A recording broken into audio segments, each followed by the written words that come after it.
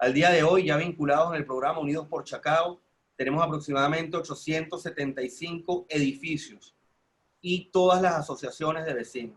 Esto es muy valioso porque sabemos dónde están las personas vulnerables.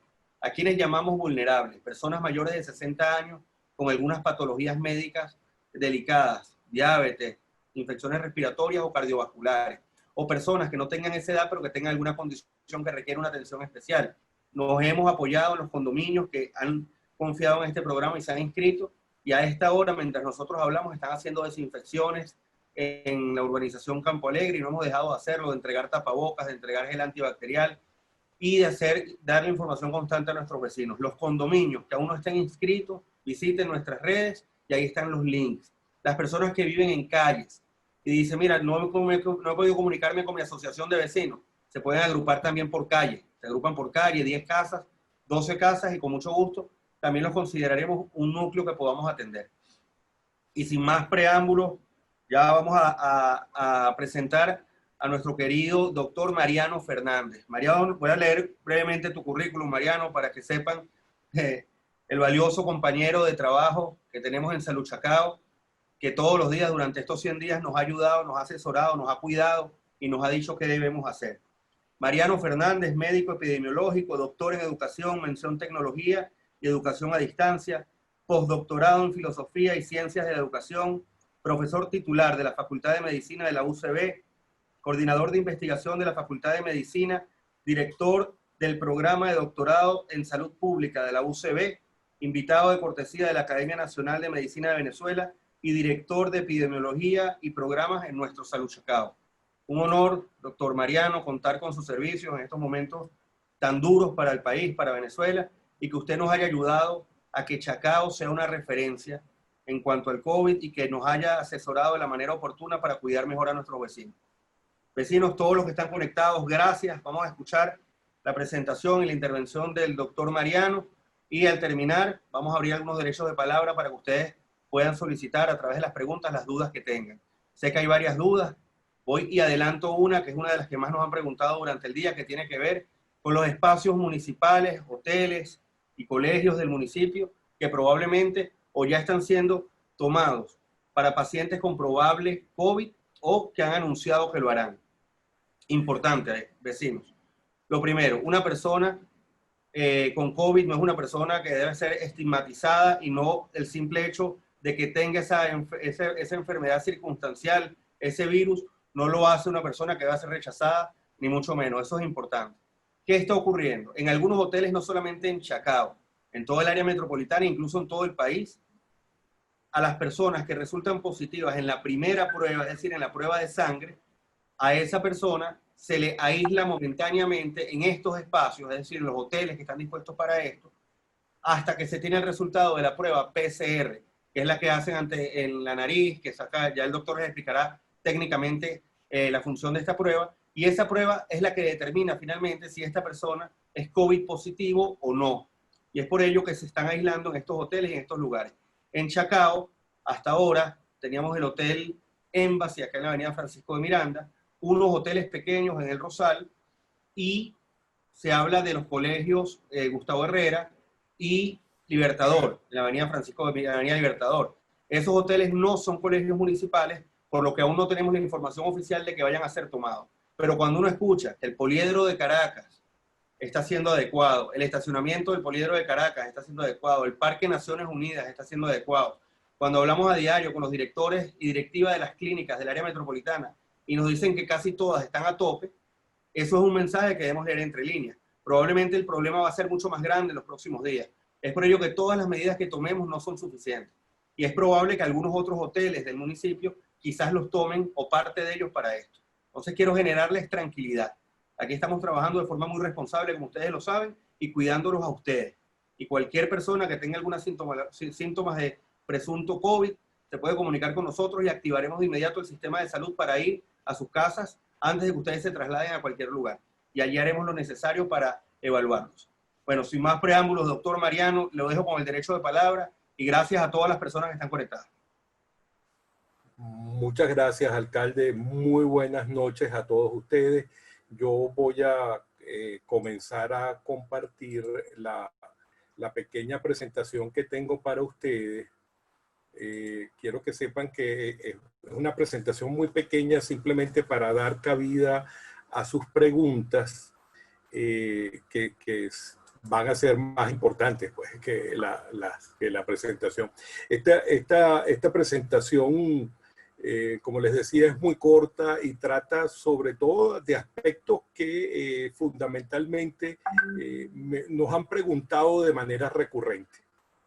Bueno, primero que nada, ya para todo el mundo es sabido, ¿no? Que tenemos una enfermedad por coronavirus, que lo llamamos el COVID-19, y que es una enfermedad viral causada por un virus, un coronavirus llamado SARS-CoV-2.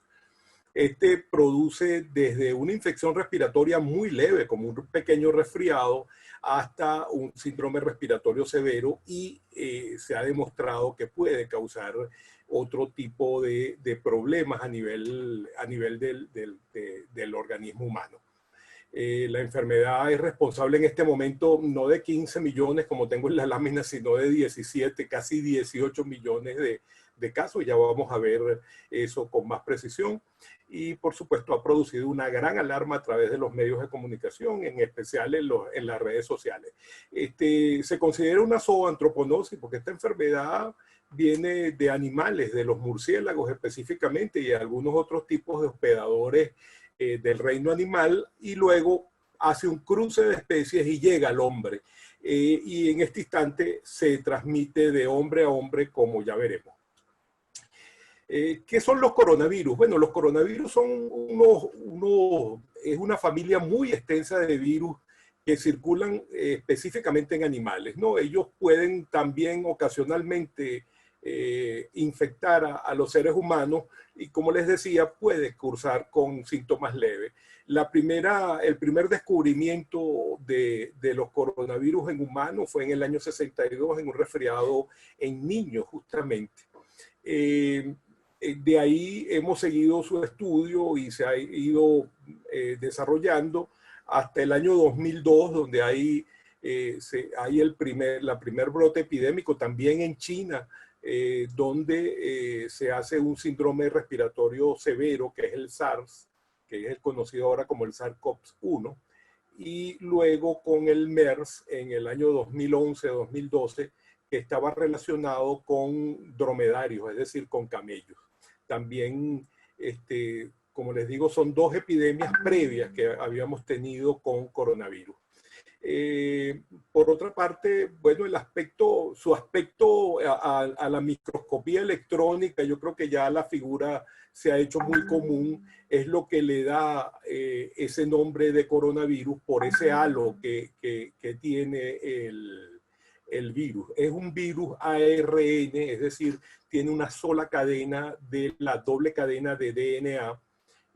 Bueno, pero todo queda a sus preguntas, ¿no? ¿Cómo se transmite? ¿Cuál es la cadena epidemiológica? Bueno, como les decía, el COVID-19 tiene como organismo causal o patógeno el SARS-CoV-2. Tiene como reservorio natural el murciélago, se ha hablado de la serpiente, el pangolín, sobre todo para esta epidemia, se ha mencionado, pero en este instante no hay una decisión definitiva sobre cuál fue el reservorio del cual saltó al hombre. Se sabe que es del murciélago, pero no se sabe cuáles son los otros animales intermedios, ¿no? Tiene como puerta de salida la vía aérea, es decir, cuando uno habla, expele gotas de saliva, y en los núcleos de esas gotas de saliva va el virus encapsulado, y este llega luego también a la mucosa humana del individuo que está hablando con uno. Entonces la transmisión es de persona a persona. Se ha hablado de transmisión vertical, todavía no está muy bien fundamentada. Se habla de que los objetos pueden también transmitir la enfermedad, pero en este instante lo que sí se sabe con seguridad es que más del 98% de los contagios, de la transmisión, se causa a través del persona a persona, a través de las goticas de saliva, que es realmente lo que nosotros debiéramos cuidar más. Los susceptibles, somos susceptibles, hay susceptibilidad universal porque es una enfermedad nueva, todos podemos sufrir la enfermedad. Este es una foto tomada de un estudio clásico francés. Ustedes pueden ver a esta señora estornudando y ver las goticas de saliva sobre un fondo negro y ver cómo pueden alcanzar distancias bastante grandes. En este estudio se consideraba con 3 metros. En estudios muy recientes de hace un par de semanas se habla de que una persona con un aire acondicionado detrás o con un ventilador puede expeler goticas de saliva hasta 4 o 5 metros, lo cual habla, señores, de evitar, como vamos a ver más tarde, espacios cerrados con mucha gente. El problema más grave de esta enfermedad es la transmisibilidad. Mientras aquí tienen una gráfica, ustedes en la línea de arriba ven la gripe común, el H1N1, que nos azotó hace algunos años atrás, y el COVID-19. Fíjense que en cada ciclo de transmisión, el COVID-19 se transmite mucho más a los pacientes que el H1N1. Es decir, estamos frente a un virus que se transmite con mucha rapidez y con mucha mayor efectividad que el H1N1, por ejemplo. ¿Cuáles son los síntomas típicos de la enfermedad? Aquí tienen una gráfica que me pareció muy oportuna. Pueden ver que la fatiga, la tos, la falta de gusto, la disminución de apetito y las mialgias son de las más frecuentes, pero igualmente son importantes de recordar la disnea, los dolores articulares, el dolor de pecho, la falta de olfato, o sea, se pierde la sensación de olfato. El síndrome seco es que faltan las lágrimas, uno siente como arena en los ojos, la rinitis, ojos rojos, la cefalea, los esputos, la disminución de apetito, el vértigo y los vómitos, diarrea y náusea, o sea, síntomas del área gastrointestinal también son frecuentes. Podemos tener un COVID-19 simplemente con un dolor de cabeza y luego con malestar general. Eso puede ser un síntoma de la enfermedad. Como les decía, van 17 millones de infectados a nivel mundial con 671 muertes. Como ustedes pueden ver en este mapa, todos los continentes tienen casos de la enfermedad, lo que hace el diagnóstico de pandemia. La pandemia, como ustedes saben, es una epidemia de enfermedad que afecta a todos los continentes del globo. Este gráfico se los traigo para que vean cómo desde inicio de diciembre, de finales de diciembre del año pasado, tenemos la epidemia en China en febrero y cómo la epidemia se ha ido alimentando por los casos de diferentes regiones del globo. Este amarillo más tenue es lo que aportó Europa. El amarillo más ocre, más oscuro, es lo que está aportando en este momento América, sobre todo Brasil y Estados Unidos. La India es estas barras moradas. Y aquí abajo, muy discretamente, está África, que probablemente sustituya a América en algún momento. Las estadísticas internacionales, volvemos a ver los 17 millones de casos y vemos como los 15 primeros países está Estados Unidos, que tiene 4.600.000 casos, Brasil con 2.600.000, la India con 1.600.000 y Rusia con casi 1 millón de pacientes. Como ustedes verán, casi 8 millones de pacientes, más de la mitad de todos los casos, viene solamente de 4 países en este momento. Aquí tienen una gráfica que la paso rápidamente porque creo que es un poco complicada. Ven cómo Venezuela, que la tenemos aquí, tiene una cantidad de casos, los casos que les decía, los 17.000 casos, pero se puede ver cómo es la evolución de Venezuela comparado con los principales países que están epidémicos en este momento. Ustedes pueden ver cómo ha sido la tendencia en los demás países y cuál puede ser entonces la forma en que se va a desarrollar la enfermedad en Venezuela, la epidemia, cómo se va a desarrollar en Venezuela.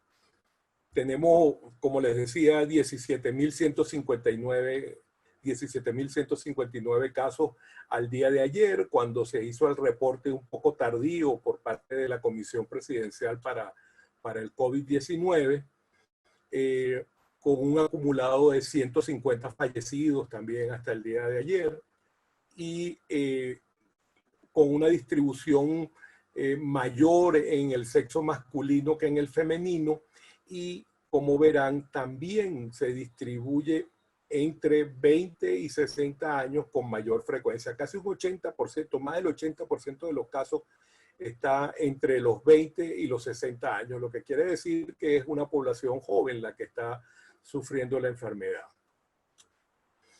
El diagnóstico. Esto es bien importante porque estamos hablando muchos de pruebas, ¿no?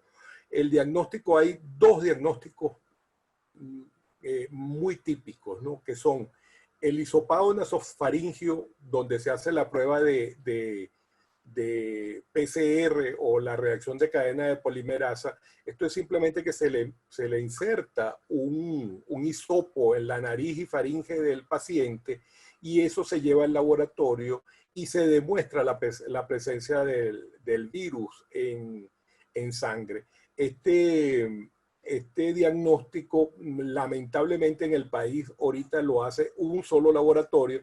Bueno, realmente hay 3 laboratorios que lo están haciendo en el país. El IBIC, el laboratorio móvil que está en Táchira, y el Instituto Nacional de Higiene Rafael Rangel.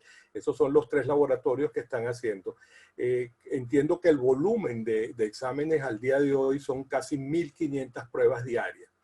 Existen otros tipos de pruebas, y creo que, me disculpan, se me quedó la prueba rápida. La prueba rápida se hace en sangre, puede hacerse tanto en una gota de sangre capilar, o sea, se pincha un dedo y se agarra una gota de sangre, o con sangre directa tomada de una vena, o con el plasma de sangre del paciente. Esto permite conocer no ya la presencia del virus, pero sí la respuesta a la infección por el virus, que son los anticuerpos.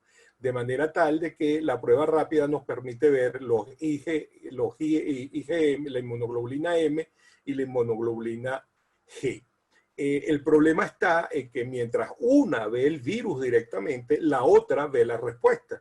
Eso significa que dependiendo del momento en que se haga la prueba, ustedes van a tener positivo o no la prueba rápida. La prueba rápida se hace positiva más tardíamente. Se dice que es mejor hacerla después del 5º día de la enfermedad. El tratamiento. Esta es otra de las cosas que ha sido muy controversial en COVID-19. Quiero recordarles que esto es una enfermedad nueva, que es una enfermedad que llevamos tan solo 6 meses estudiándola. Eso hace que sepamos muy poco de ella, y cada cosa que encontramos, bueno, se convierte en un hallazgo tremendo, y la prensa hace ruido con eso, y resulta que es un pequeño hallazgo dentro de un grupo de actividades y de estudios que se le están realizando a la enfermedad. Hasta la fecha no se dispone, fíjense ustedes, de ninguna vacuna. Hay vacunas en estudio, hay 6 vacunas candidatas que tienen mucha oportunidad. De ellas hay 5 en fase 3 que pudieran estar hacia finales de año y probablemente disponibles para uso en humanos en el primer semestre del año que viene. No hay un medicamento antiviral específico para prevenir o tratar el COVID-19 y en ello les digo que sinceramente se trabaja intensamente. Nosotros que seguimos la investigación que se realiza en cuanto a tratamientos y vacunas, le podemos decir que día a día leemos por lo menos de 10 a 20 artículos que dan cuenta del uso o las ventajas o desventajas de diferentes medicamentos. En este momento el tratamiento es sintomático y de soporte y por favor, lo que yo creo que es una de las grandes recomendaciones de esta conferencia es que por favor traten de no automedicarse. Se sabe que el Remdesivir es un medicamento muy bueno o que ha demostrado que tiene cierta eficiencia para disminuir el tiempo de hospitalización de las personas. Y la dexametasona también ha demostrado en casos graves que mejora, pero no es necesario que ustedes salgan corriendo en este instante a buscar dexametasona y ponérsela, ¿de acuerdo? No se automediquen, por favor. Lo que sí sabemos es que mantener una vida sana, con ejercicio, con una buena alimentación, ayuda de una manera importante contra el virus. La otra buena noticia, bueno, las anteriores no han sido buenas, pero una buena noticia es que más del 80% de los pacientes se recuperan simplemente con medidas sintomáticas porque sucede como cursan, como si fueran una pequeña gripe, un pequeño resfriado y no necesitan de apoyo. Pero hay un 15 al 20% que requieren hospitalización y de estas el 5% requiere una ventilación asistida. Estos son los pacientes que más nos preocupan porque requieren de terapia intensiva. Hasta el momento en el país la tasa de mortalidad no llega al 1%, está en 0,94%, pero internacionalmente está global en el 2%, son las personas que fallecen. Bueno, una lámina donde se ven las diferentes drogas, las vacunas, como les decía, no hay. Se han probado todas, o se están probando, señores, en eso tengan una confianza plena, se están probando en este instante todas las drogas que pueden tener una acción antiviral o que pueden tener algún efecto modulador en la inmunología de la enfermedad. Ese trabajo se está haciendo y somos testigos de ellos a través de la gran cantidad de artículos científicos y reportes de investigación que se están publicando. Lo más importante, señores, es que las medidas generales de prevención cada día se confirman más y hay más datos acerca de las posibilidades que ellas tienen para el cuidado de los individuos. El lavado de manos frecuente con agua y jabón por 1 minuto o el gel alcohol por 20 segundos, el no tocarse las manos, los ojos y la nariz y la boca no tocarse con las manos, los ojos, la nariz y la boca, en realidad todas las mucosas. No ir al trabajo, no asistir a lugares públicos en caso de que ustedes tengan síntomas de una infección respiratoria o tengan algún síntoma de enfermedad. Es preferible que se queden en su casa, consulten en los diferentes ambulatorios que tenemos disponibles para ustedes o nos llamen por teléfono. Y por supuesto, no olviden nunca que si ustedes van a toser o a estornudar en sitios públicos, lo mejor es hacerlo en el pliegue del codo. Si tienen máscara, no se quiten la máscara, quédense con la máscara porque va a ser una protección para todos. Recuérdense que la máscara va a funcionar porque yo me protejo y tú me proteges. En el sentido en que todos usemos la máscara, nos protegemos todos, ¿de acuerdo? Eso es importante. La prevención las han resumido en 3 letras, ¿no? Yo cambié un poquito en la C, pero esto es básico. Yo creo que con esto nos lo podemos aprender bien, ¿no? Las 3M, que son las manos lavadas y con frecuencia. La mascarilla adecuadamente colocada que cubra boca y nariz. Señores, tienen que cubrir boca y nariz, no sirve en el cuello, no sirve en la oreja, no sirve en la frente, no sirve dejarse la nariz por fuera. Tiene que ser colocada adecuadamente. y hay que mantener una distancia prudencial de los demás. Esto ustedes lo saben y lo conocen. A esto le vamos a agregar las 3C. No tocar, evitar tocarse la cara, evitar los lugares cerrados y los espacios concurridos.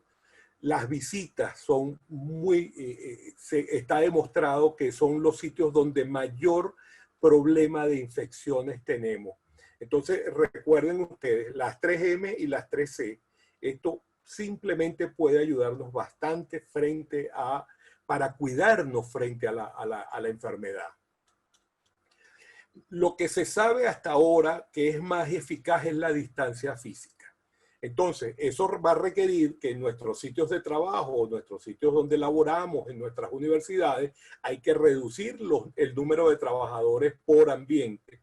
Hay que crear barreras físicas entre las personas. Hay que hacer controles administrativos en el sentido de que hay que escalonar los horarios para que pueda ir menor cantidad de gente en un momento dado y tener menor contacto con las personas.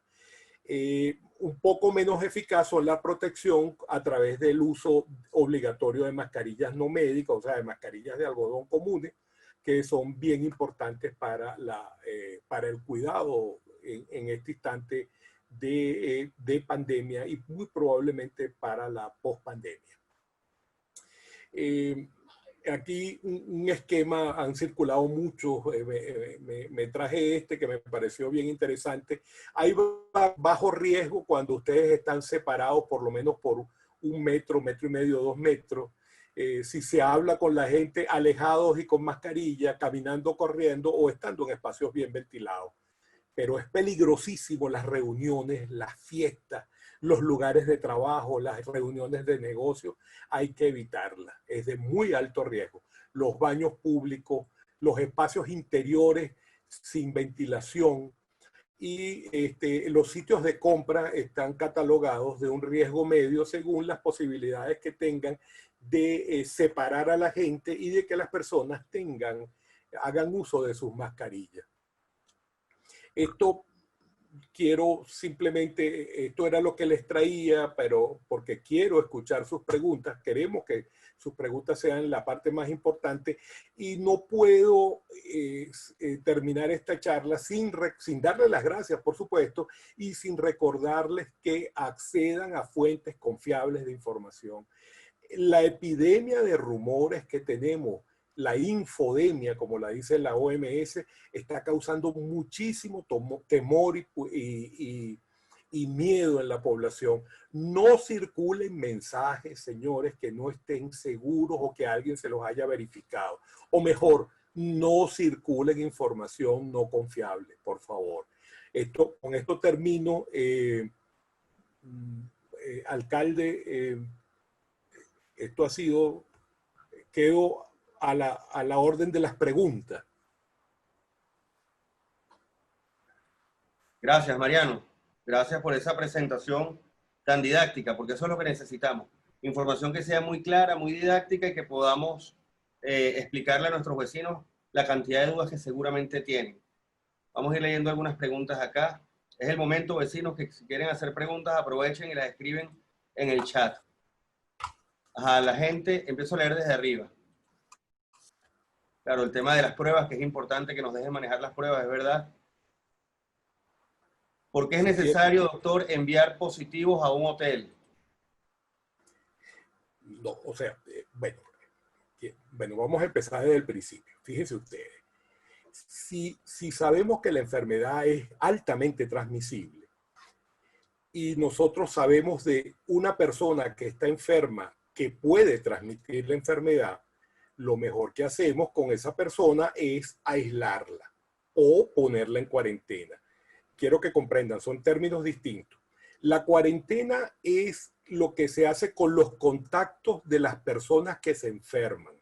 No están enfermas, pero pueden desarrollar la enfermedad. Entonces la ponemos en cuarentena al máximo del periodo de incubación, es decir, al máximo que se conoce como el periodo en el cual la persona presenta los síntomas, que es la cuarentena. Y el aislamiento es cuando la persona tiene la enfermedad. Es el caso de las personas que son positivas. Entonces, las personas positivas las aislamos. ¿Cómo le digo? Es una estrategia de salud pública que se ha utilizado con éxito en muchas partes. Lo que está sucediendo es que en este momento hay un estigma frente a las condiciones de aislamiento y cuarentena de las personas. Esto es una medida muy eficaz si se hace con mucha cordura y mucha consideración, pero insisto, puede ser o es muy eficaz y en otros países ha funcionado. Lo que hay que hacer es que no sea una cuestión o que no lo piensen como una cuestión criminal. O que me van a meter en un sitio donde después no voy a poder ver a mi familia. Eso ha sido el problema. Pero del resto, la cuarentena y el aislamiento son medidas completamente razonables. ¿De acuerdo? Ok. Pero ustedes pueden aislar en su casa, en su domicilio. Adelante, alcalde. Doctor, tenemos varias preguntas, le voy a leer y bueno, vamos a tratar de sintetizar algunas. La gente aislada recibe comida. ¿Cómo garantizan que no termine siendo un contexto peligroso, como fueron los refugios con riesgo de robos, violaciones, etcétera? Sí, bueno, eso sí es una pregunta que escapa a nuestras capacidades. Yo espero que el Estado esté tomando todas las medidas posibles para las mejores condiciones de cuarentena y aislamiento. Eso es muy importante, porque como les digo, es una buena medida, pero una buena medida en el sentido en que sea aplicada en las mejores condiciones. ¿De acuerdo? Sí, Entonces, otra pregunta, doctor, las mascarillas de tela, ¿qué tan efectivas son? La mascarilla de tela, fíjense ustedes, el problema está en que hay dos tipos de mascarilla, ¿no? La mascarilla de tela normal protege al otro de lo que tú estás expeliendo, ¿no? A través de tu aliento. Y las mascarillas especiales, tipo las llamadas N95, protegen del ambiente externo hacia adentro. Pero lo que está demostrado es que si todos usamos mascarilla, hay una protección cercana al 80%. Es decir, es preferible que todos usemos mascarilla. Eso es lo que se sabe en este instante. Ok. Siguiente pregunta. Si un paciente da positivo de COVID-19 en la prueba rápida y recibe prescripción de tratamiento en Salud Chacao, ¿es obligatorio u optativo que se haga la prueba molecular PCR? ¿Y cuándo y dónde? Fíjense ustedes, el problema está en que el caso confirmado, el caso que se confirma es el caso que tiene la prueba molecular, es decir, la prueba PCR. Siempre que se tiene una prueba rápida positiva, es necesario confirmar con una prueba PCR. Acuérdense, la prueba rápida es la que se hace en sangre y se basa en anticuerpos. La prueba molecular es la que demuestra el virus en el organismo del individuo. De acuerdo. La siguiente pregunta.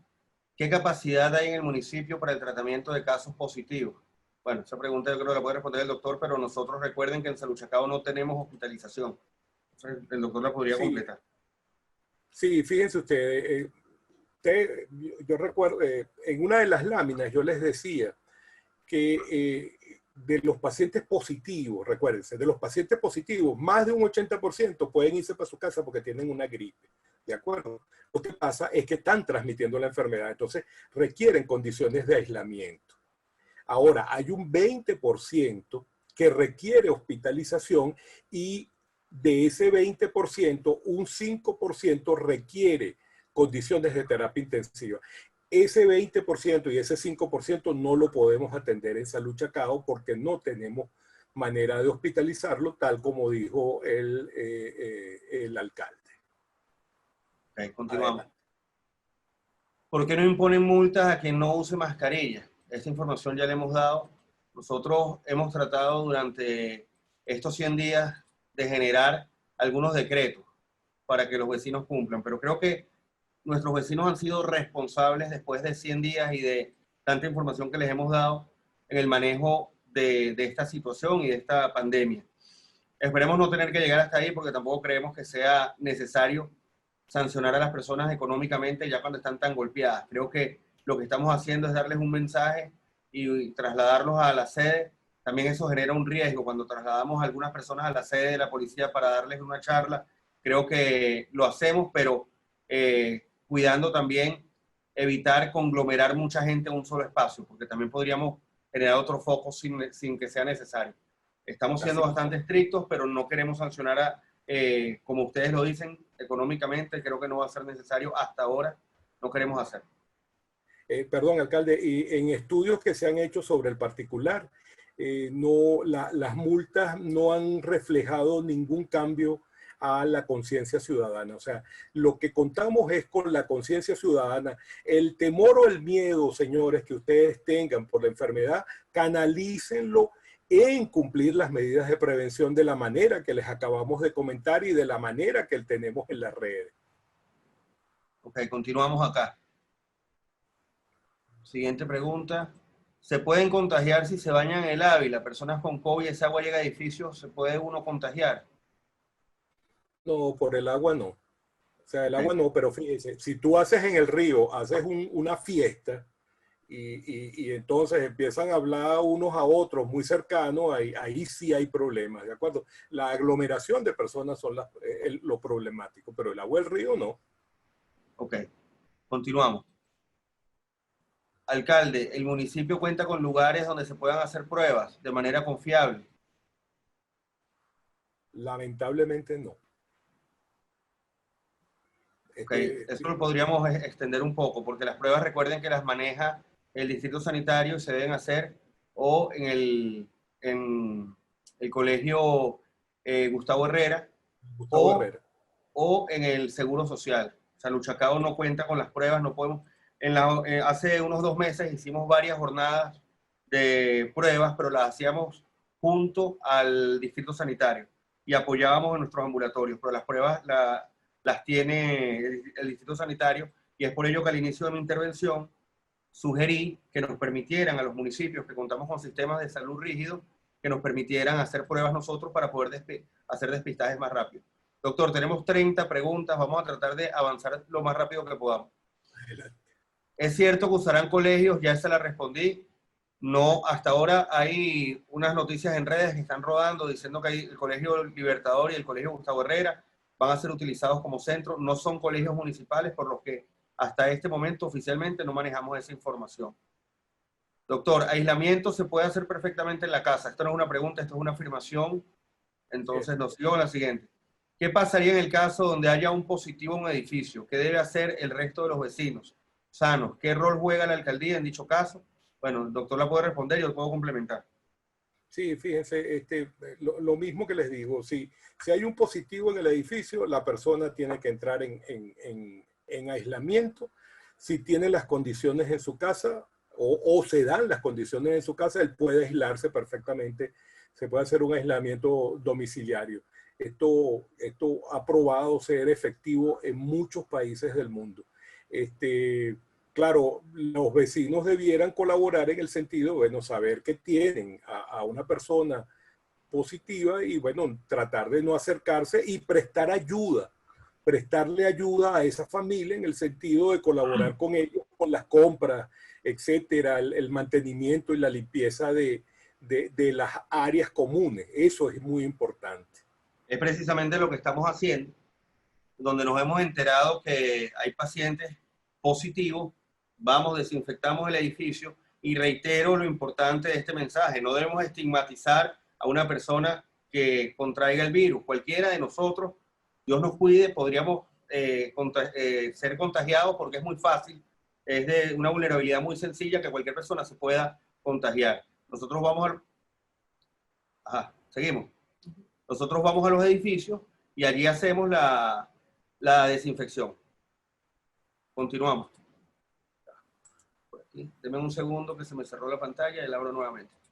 Ok, continuamos acá. Doctor, mascarilla de neoprone, tela, etcétera, ¿deben tener filtro o solo las quirúrgicas, que son las ideales que se pueden usar poco tiempo? Spray con alcohol, en bolsas por 4 horas para usarlas y cuántas veces se pueden reusar. Sí, o sea, bueno, entiendo que lo que preguntas, todo tipo de mascarilla es efectiva, porque tú estás protegiendo a los demás y te estás protegiendo tú. Ya se usó en los hospitales, usábamos cuando el H1N1, acostumbrábamos a meter las mascarillas para su desinfección, las metíamos en bolsas con alcohol. O sea, supónganse, metíamos la de hoy, la de ayer y la de anteayer, y luego agarrábamos la más vieja, ¿no? Es un poco para rendir los suministros que tenemos, que siempre son escasos. Recuérdense que los suministros siempre son escasos y la población, los trabajadores de salud requieren un equipamiento mayor porque están en ambientes cerrados con personas que están expeliendo virus. Me disculpa, alcalde, que tome un minuto para explicar esta situación, No, por porque favor. también Todo eso es importante, doctor, adelante. me preguntan mucho por qué, por ejemplo, por qué los trabajadores de salud y los médicos en particular están siendo más afectados por el virus. No es que están siendo más afectados, sino que acabamos de decir que los lugares cerrados son los más peligrosos. Entonces, si ustedes meten pacientes que están enfermos en un lugar cerrado y entra el médico poco preparado, sin los equipos de protección personal necesarios, esa densidad de virus y esa cantidad de personas hace que el individuo, el médico, el trabajador de salud tenga mayor riesgo de enfermar que la persona normal y corriente en la calle o en su casa protegiéndose. Entonces requerimos que haya un apoyo también al personal de salud y comprender la situación que vive el personal de salud cada día atendiendo pacientes y a veces sin los equipos necesarios. Por suerte, en Salud Chacao, nuestros ambulatorios y la emergencia, contamos en este momento con los materiales suficientes para una atención que proteja tanto al paciente como a nuestro personal. Adelante, alcalde. Ok, gracias, doctor. ¿Cómo lidiar con las personas que no respetan los protocolos de higiene y bioseguridad en los edificios o en las colas del supermercado? Creo que esto tiene que ver mucho también con el criterio y la responsabilidad de cada quien luego de 100 días y ver lo que está ocurriendo no solamente en el país, sino en el mundo. Allí reclamarle. Si una persona está en la cola y no lo tiene, se le reclama, sin pena. Yo creo que todos somos parte de esta solución. Lo otro es que es lo que hemos recurrido muchos de nosotros, es que simplemente no entramos o no hacemos la cola. Es muy duro, pero es preferible. Yo prefiero 1000 veces no hacer la compra a enfermarme, ¿de acuerdo? Entonces, si ustedes ven un carrito o un local muy lleno, no entren simplemente. No vayan, no asistan a ese sitio. Hacemos esfuerzos para que los locales que forman parte del decreto en Chacao cumplan y tenemos una excelente relación con los gerentes, etcétera. Pero si ven algo así, aborden a los gerentes y se lo dicen. Siempre hay manera de ubicarlo. Doctor, está recomendando a nivel internacional colocar una barrera en los ojos tipo face shield o con lentes de seguridad. ¿Qué opina? Sí. Bueno, fíjate, el face shield o la careta es importantísimo para el personal de salud. ¿De acuerdo? O sea, para la calle normal no es requerido, o sea, no hace falta realmente. Pero para nuestro personal de salud, sí, si ustedes van a la emergencia de Chacao, van a ver que todo nuestro personal tiene face shield porque lo necesita. Acuérdense que la protección va a depender del nivel de riesgo. Lo que sabemos en este instante es que con la máscara y con el lavarse las manos, no tocarse la cara y no estar en aglomeraciones, hay suficiente protección para nosotros, para la población general. Sí. Buenas noches, señor alcalde. Si nuestra comunidad es un caso sospechoso, le avisamos a los números que usted nos ha dado para reportarlo. ¿Y qué es lo que hacen ustedes si el probable es positivo? ¿Le notifican al gobierno nacional y lo ponen a disposición del gobierno o ustedes tienen algún lugar donde llevarlo, estos probables contagiados? Sí, ¿Responde usted, mire, doctor? sí, o sea, bueno, vamos en dos partes, usted otro pedazo. Fíjense, recuérdense que el paciente sospechoso, claro, me imagino que cuando usted dice paciente sospechoso es un paciente que está tosiendo, tiene síntomas respiratorios. Hay que recordarle. No, si está positivo en una prueba, él puede requerir tratamiento. Sí, eso es mejor que esté aislado. el aislamiento domiciliario es muy importante. Nosotros a las personas sospechosas, positivas nuestras, le podemos hacer seguimiento telefónico. De hecho, se lo hacemos a algunos de ellos, porque, por supuesto, los lugares donde van a hospedar a estos señores, bueno, están pronto a colapsarse y no creo pecar diciéndole, señores, que estamos esperando muchos más casos. O sea, Sí. realmente. Y bueno, doctor, yo creo que también en ese momento nosotros nos comunicamos, los teléfonos que hemos dado son para eso. Vamos al lugar porque también estamos tratando de evitar que la persona vaya primero a Salud Chacao y tratamos de atenderlos en sus viviendas y allí hacer el primer protocolo para evitar que vayan a un centro médico donde puedan quizás contagiar a otras personas. Simplemente vamos a sus casas y allí iniciamos el protocolo y si es necesario, coordinamos para que les hagan las pruebas. Si la persona puede estar en un lugar en aislamiento sin problema y en una clínica o en su casa, eso se hace. O sea, yo he visto casos en el municipio de Chacao, estos 100 días de personas que se han quedado asintomáticas en sus casas. Y creo que sería lo ideal para no colapsar las clínicas también. Aquí dice, doctor, ¿de qué manera la alcaldía controla que no se den fiestas y reuniones? Aquí sí es que todos formamos parte de esta solución. Nosotros no estamos persiguiendo a nadie ni acosando a nadie, pero en los lugares donde se está haciendo una fiesta, vamos de inmediato, exhortamos a los responsables, porque no puede ser que el 99% de un edificio esté cumpliendo las medidas y algunos irresponsables no la cumplan, poniendo... Se apagó. No. Bueno, si me estás escuchando... Sí, sí, adelante, alcalde, adelante. Por un momento se me fue la imagen. Si estamos haciendo un trabajo entre todos, si algunos irresponsables ponen en riesgo la salud de todo un edificio, nos acercamos al lugar, hacemos un primer exhorto y si lamentablemente reinciden, ahí sí vamos a tomar algunas acciones un poco más contundentes. Hemos tenido últimamente, para serles sinceros, pocos lugares donde se hacen reuniones, etcétera, y nos trasladamos. Yo creo que eso ha bajado, pero si ven una, avísenos, porque yo creo que es responsabilidad de todos cuidarnos. Ajá, sigo, doctor. El uso de hoteles y otros centros para concentrar posibles contagiados es la medida usada en China. Ningún otro país lo ha hecho. Sí, hay trabajos al respecto a la concentración de pacientes.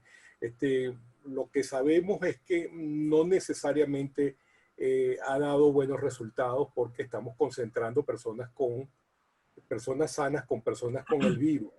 Entonces hay que tener un control muy eficiente de esos sitios y nosotros le hemos exhortado a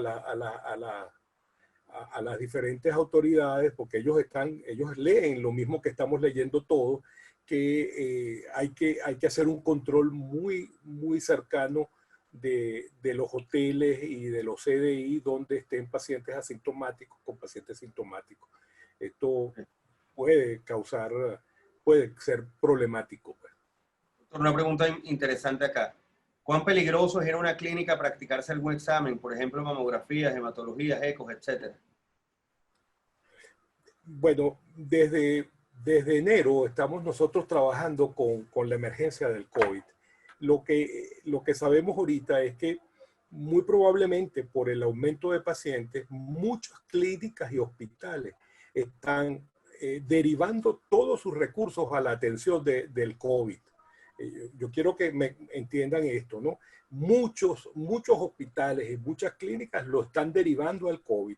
Entonces hay que ver si su médico, el médico que lo trata, sigue trabajando o puede hacerle el examen. Si la clínica todavía está dedicando parte de su trabajo a pacientes no COVID, que es lo ideal, porque la gente se sigue enfermando, la gente sigue hipertensa, sigue diabética, sigue el despistaje de cáncer, pero hay que comprender también que es posible que el volumen de pacientes haga difícil que en algún momento sean atendidos los pacientes no COVID. Entonces se van a atender únicamente las emergencias.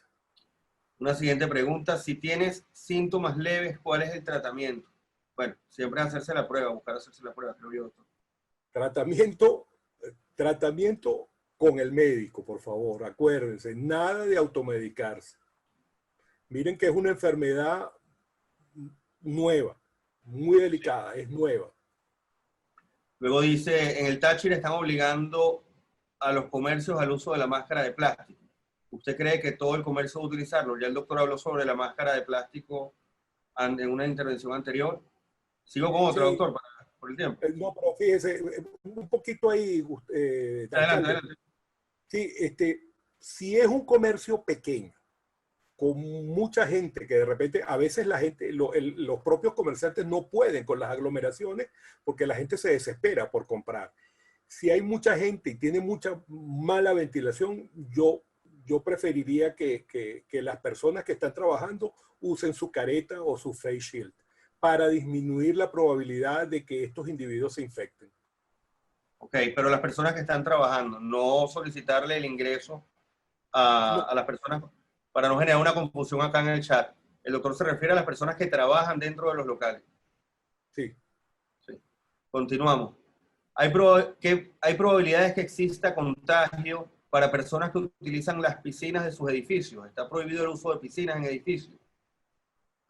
Como les decía, el problema es que la piscina es fuente de aglomeración de individuos. Si hay aglomeración, puede haber problemas, pero no hay transmisión a través del agua, ¿de acuerdo? La cosa es que habría que turnarse o algo por el estilo.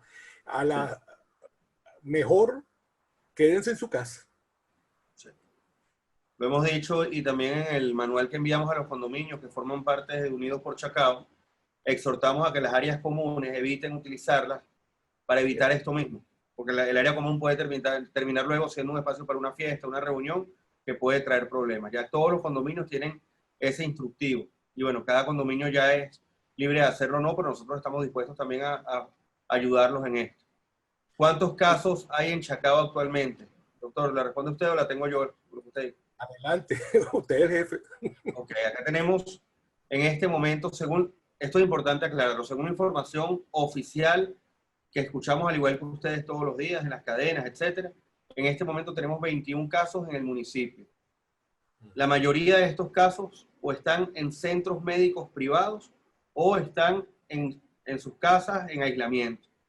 3 de estos casos son personas que dijeron que vivían en Chacao, pero fueron contagiados fuera de Chacao. Están en algunos lugares del estado Miranda. Tenemos 5 clínicas importantes en las cuales hay casos de COVID, pero no necesariamente estos casos suman a la cuenta del municipio de Chacao. Esto es importante aclararlo porque hay vecinos que dicen, mira, no nos están diciendo la realidad de cuántos casos son. No, la realidad de los casos de residentes de Chacao es esta, la que acabo de decir. Pero en las clínicas que tenemos probablemente hay muchos más, pero no necesariamente son personas del municipio, sino que vienen a las clínicas de otros lugares. Continúo acá, doctor. ¿Puede un paciente no tener los síntomas y ser positivo? Por ejemplo, Sí, dificultad para respirar, dolor muscular y dolor a nivel de pulmón. sí, las personas pueden hacer una neumonía normal o una gripe es más, pueden hacer dengue. Ahorita tenemos muchos casos de dengue que no son COVID, pero lamentablemente tenemos dengue con COVID. Puede haber un proceso respiratorio distinto a COVID. Lo que sucede es, y eso sí quisiera que se comprendiera, que en un momento de epidemia, de pandemia como la que vivimos, cualquier paciente es preferible pensar que es COVID de principio. O sea, todos somos COVID y luego hacemos el diagnóstico, ¿de acuerdo?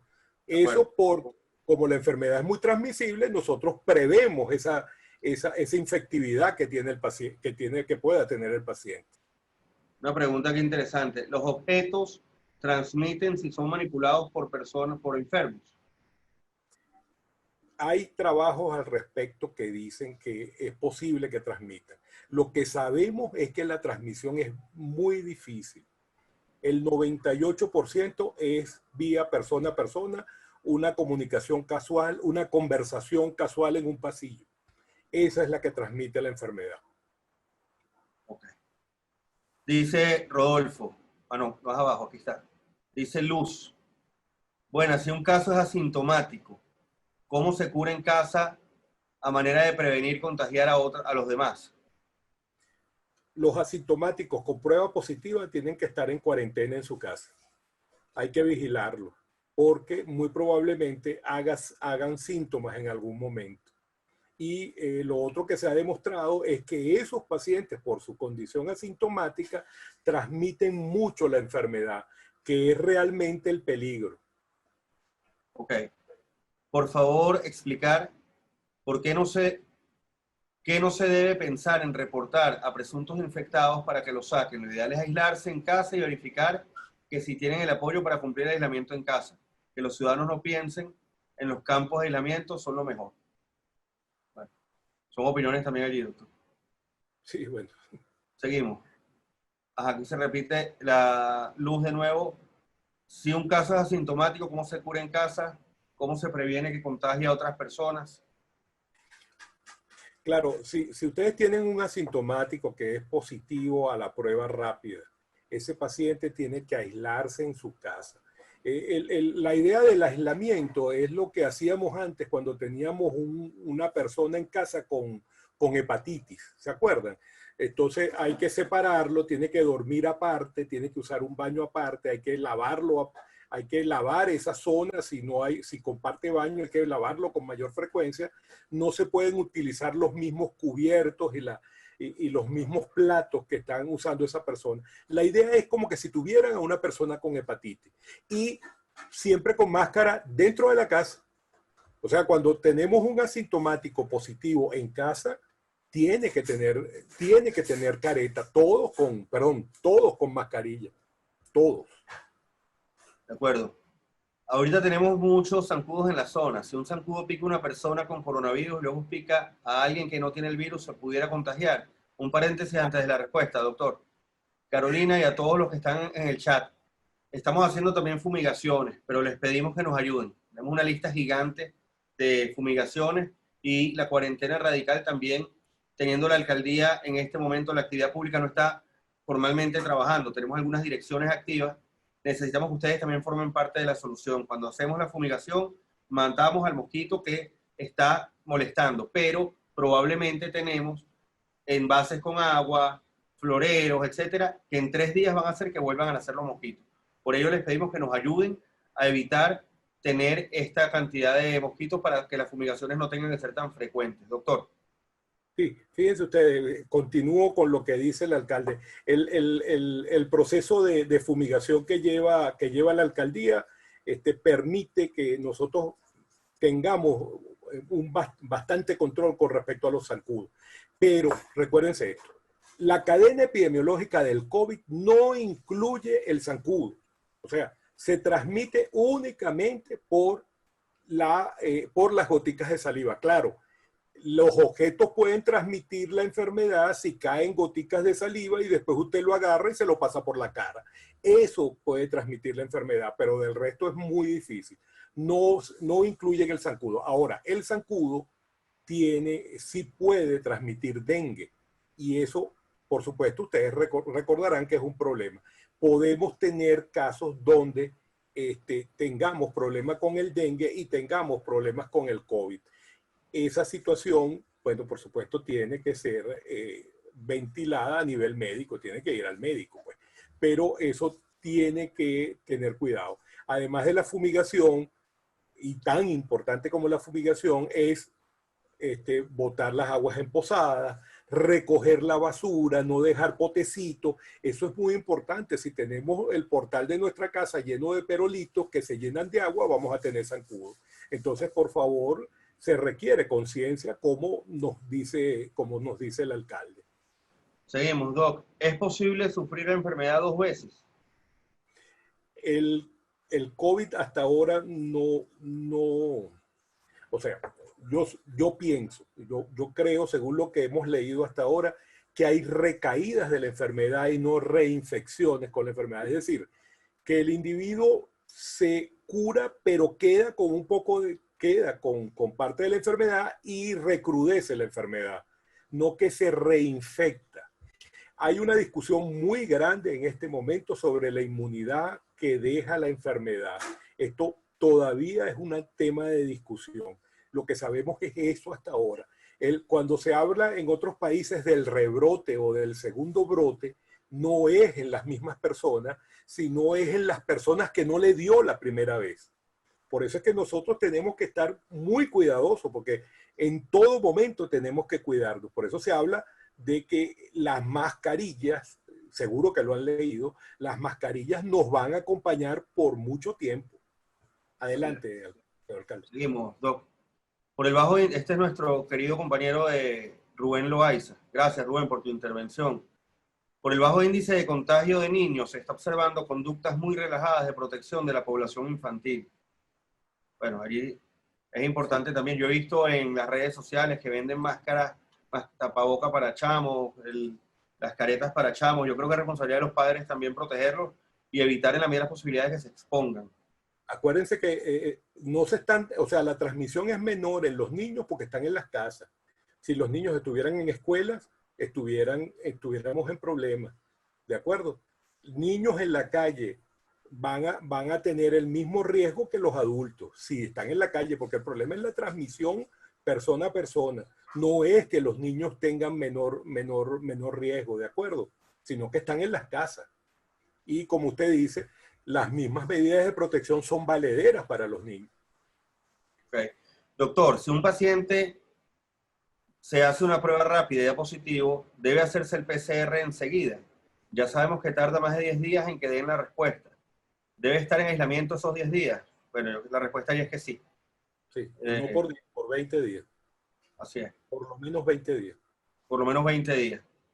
Las otras preguntas que están acá que no tienen que ver con el tema, estamos tomando nota, como lo de la cancha de básquet en la segunda del Pedregal. Continúo, doctor. Si una persona no tiene síntomas, debe entonces hacer cuarentena en casa. ¿Sería necesario algún examen para chequear capacidad pulmonar, rayos X, por ejemplo, y seguir tratamiento de reposo o aislamiento? Esa pregunta ya la hicieron más arriba y el doctor sugiere que tiene que hacerse las pruebas inmediatas.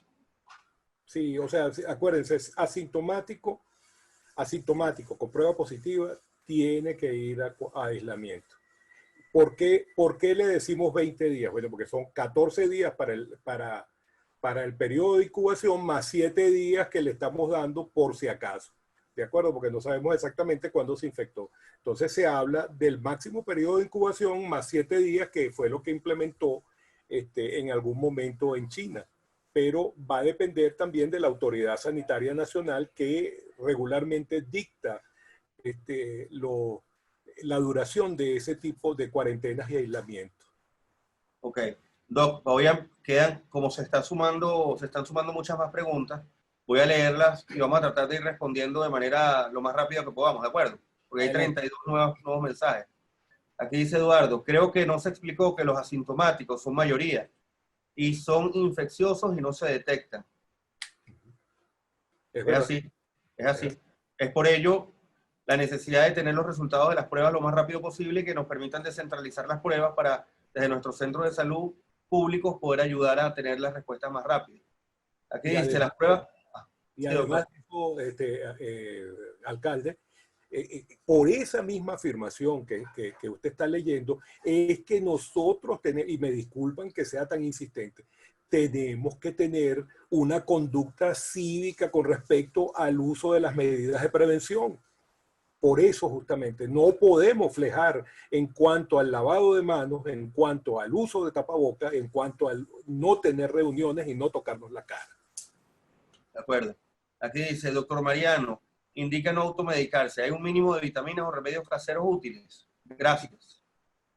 Bueno, mire. La gente, bueno, miren aquí, rapidito, ¿cómo ando yo? Aquí está. Vitamina C. Tengo vitamina un complejo vitamínico aquí todo el tiempo. Complejo vitamínico. Bueno, fíjense, yo soy muy poco dado a recetar vitaminas, ¿no? Pero se sabe, por ejemplo, que la vitamina D, los antioxidantes ayudan para la infección con coronavirus.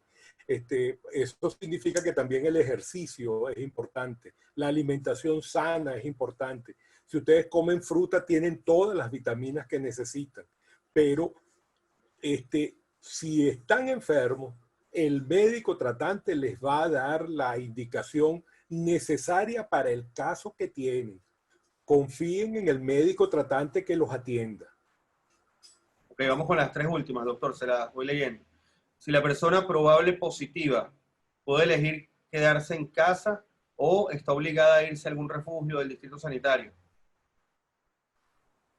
En este país, o sea, según lo que sabemos hasta ahorita, el distrito sanitario los lleva a un refugio si tiene la prueba rápida positiva hasta que le hagan un PCR o que haga síntomas de la enfermedad. En algunos casos he visto personas que se van a clínicas privadas también. O a clínicas privadas. Es por ello que tenemos casi todas las clínicas full, porque están esperando muchas de ellas los resultados del PCR. Sí. Aquí dice ya, doctor, las pruebas rápidas que hacen en las empresas o se venden particulares son efectivas. Bueno, depende de la prueba, creo yo, porque es la misma de sangre que hemos visto por allí. La prueba, sí, regularmente son las mismas pruebas que detectan inmunoglobulina. Pero recuérdense, señores, una prueba rápida positiva, una prueba rápida negativa en un paciente asintomático no significa que el individuo no esté enfermo, porque hay un periodo y hay criterios de uso de las pruebas rápidas. Yo no quisiera que ustedes pensaran que una prueba rápida negativa en algún momento puede ser un seguro de vida, que ustedes pueden andar por la vida sin máscara. No, la prueba rápida tiene muchos problemas y tiene que ser interpretada por un profesional de la salud. Recuérdense eso. Las pruebas rápidas no se pueden hacer a diestras y siniestras, sino que tiene que hacerse bajo supervisión médica o de un profesional. Hemos visto el ofrecimiento de esas pruebas por todas partes y yo creo que lo responsable es acudir a los médicos formales y a los centros donde estamos trabajando esto de manera responsable también. Así es. Continúo, doctor. Aclarar que la persona que cuida y apoya al enfermo tiene que hacer cuarentena a partir de la fecha en que se declara curada o recuperada la persona que cuidaba. Bueno, los miembros de la familia. De hecho, realmente las dos están en cuarentena, ¿de acuerdo? O sea, y tienen que usar las medidas de protección. Sería fundamental hacerle PCR a las dos. Okay. Y ya aquí hay uno último que dice, creo son 3 días sin fiebre y mejorando los síntomas sin medicamento para bajar fiebre. Eduardo, esto no lo entiendo muy bien, no sé si es una pregunta o una afirmación. Lo que se dice son los criterios, o sea, han circulado muchos criterios, o sea, hay criterios para dar de alta al paciente, o sea, para decir el paciente está curado. Hasta el momento, la curación del paciente venía dado por 3 o 4 días sin síntomas, no necesariamente sin síntomas, acompañado de un PCR negativo. Eso el CDC y la OMS lo están estudiando porque se está usando demasiados PCR para personas que ya se saben que están enfermas, cuando el PCR debiera ser utilizado para el diagnóstico que permitiría el aislamiento y cuarentena de otras personas. Esa decisión es una decisión del Estado, ¿de acuerdo? Entonces el Estado decide cuándo la persona va a estar sana o cuándo no. Cada Estado lo está decidiendo. Ok. Bueno, doctor, ya leí todas las preguntas que nos presentaron por acá. Y bueno, me queda agradecerle al doctor Mariano su excelente presentación y la de buena disposición para responder cada una de las preguntas. Así como lo ven en el video, es con todos nosotros permanentemente ayudándonos, colaborándonos, y a todo el equipo de Salud Chacao. Todo el equipo sin excepción de Salud Chacao, desde las personas que hacen los trabajos más sencillos hasta la presidenta de Salud Chacao, más de 100 días trabajando sin descanso, literalmente arriesgando la vida para que nuestro municipio sea más seguro. Al igual que nuestros funcionarios policiales que han tenido una labor muy dura también en estos 100 días, los funcionarios de protección civil, los que están en la calle, los pocos que están en la calle haciendo labores, arriesgando también, mi reconocimiento para ellos, porque están arriesgando la vida literalmente, y yo creo que los vecinos lo ven y lo reconocen, y esa es la mejor recompensa, que cuando vea a un servidor público de Salud Chacao, de la policía, de protección civil, el vecino le reconozca el trabajo que hace. A muchos de ustedes en sus condominios probablemente les sucede que no les llega a la persona que viene a hacer algún trabajo, o ustedes mismos no pueden llegar a los lugares. Imaginen lo que sucede con los trabajadores de la alcaldía. Estamos tratando de cumplir con todas las demandas que tenemos en cuanto a solicitudes de poda, de las mismas fumigaciones, etcétera, pero nos sucede lo mismo que el resto. Muchos de nuestro personal viven en lugares lejanos y aún así están viniendo. Por ello que vaya mi reconocimiento y mi agradecimiento para todos ellos, porque la verdad es que han hecho de Chacao un municipio de referencia en este momento tan duro. Y a todo el equipo que trabaja acá en la alcaldía, que también están viniendo todos los días, en este momento está apoyándome, gracias por todo lo que han hecho. Y aquí algunas palabras despidiéndose, vamos a ver, el tema de los bueno, ya tenemos varias preguntas acá, ya todas las hemos respondido, y simplemente decirle a nuestros vecinos que se sigan cuidando. Lo mejor que pueden hacer, el mejor gesto de gratitud hacia los servidores públicos de Salud Chacao, hacia los policías, hacia la gente de protección civil y hacia todos los que estamos trabajando 15, 16 horas al día, es que ustedes nos ayuden cuidándose. Entonces, mi mensaje va de reconocimiento primero a los condominios, a las asociaciones de vecinos y a todos los que estamos acá, para que sigamos haciendo lo que estamos haciendo, ser referencia a nivel nacional. Este video, doctor, lo vamos a publicar. Las personas que no lo pudieron ver lo van a ver. Aprovecho y les informo. Ampliamos la plataforma de Zoom. Vamos a tener charlas como estas más frecuentes, quizás 2 veces a la semana, con una capacidad para 1000 personas. Hoy nos quedamos cortos y me han escrito muchos vecinos diciendo que no se pudieron conectar. Se llenó la sala en 3 minutos, entonces hemos decidido la necesidad de ampliar la capacidad de personas que participen. Gracias a todos, vecinos. Doctor, muchísimas gracias. Un honor para nosotros como servidores públicos de Chacao contar con usted y contar con todo ese gran equipo de trabajo. No, buenas noches, don Gustavo, y de verdad que el honor es nuestro por poder colaborar y ayudar con nuestros vecinos, y que todos los vecinos tengan la plena confianza que en Salud Chacao estamos trabajando por ellos y estamos atentos a cualquier necesidad que tengan, tanto la doctora Magia Santi como el doctor Luis Jiménez, quienes dirigen la institución. Estamos muy pendientes de lo que está sucediendo. Muchísimas gracias, don Gustavo. Muy buenas noches a todos. Pasen una feliz noche. Gracias a todos. Bueno, vecinos, a cuidarse. Los quiero mucho y seguimos trabajando. Hasta luego.